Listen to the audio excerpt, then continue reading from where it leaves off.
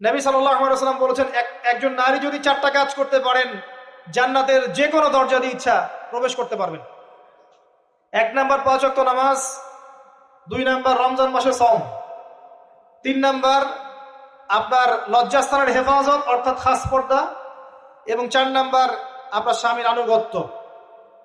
Feminist আকীদার মেয়ে হলে আনুগত্যকে দাসত্ব মনে করে, স্বামীর আনুগত্যকে তারা দাসত্ব মনে করে। স্বামী কে? স্বামীর সম্মান বোঝেন আপনি? স্বামী কে? যার ব্যাপারে নবী সাল্লাল্লাহু আলাইহি ওয়াসাল্লাম বলেছেন, আমি যদি আল্লাহ ছাড়া অন্য কাউকে সেজদা করতে বলতাম, তাহলে মেয়েদেরকে বলতাম তারা যেন স্বামীদেরকে সেজদা করে। আপনাকে আমি কিভাবে বুঝাবো স্বামী কে, স্বামীর মর্যাদা কোথায়? এগুলো কি ইসলাম মেয়েদেরকে ডমিনেট করছে এগুলো দিয়ে? কেন? এই স্বামী আপনার জন্য সারাটা জীবন ক্ষয় করে ফেলে। একটা চোর পর্যন্ত, একটা চোর, একটা করাপ্টেড মানুষ, দুর্নীতিগ্রস্ত মানুষ, সে চুরি করে দুর্নীতি করে এনে বাচ্চাকে খাওয়ায়।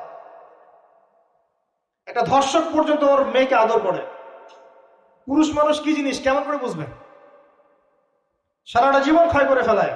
যদি আপনি তার আনুগত্য করেন, তার সামনে সুন্দর মতো থাকেন, তার কথার সাথে তর্ক না করেন, ভালোবাসা দিয়ে থাকেন, আপনার জন্য সে জীবন দিতে প্রস্তুত থাকে।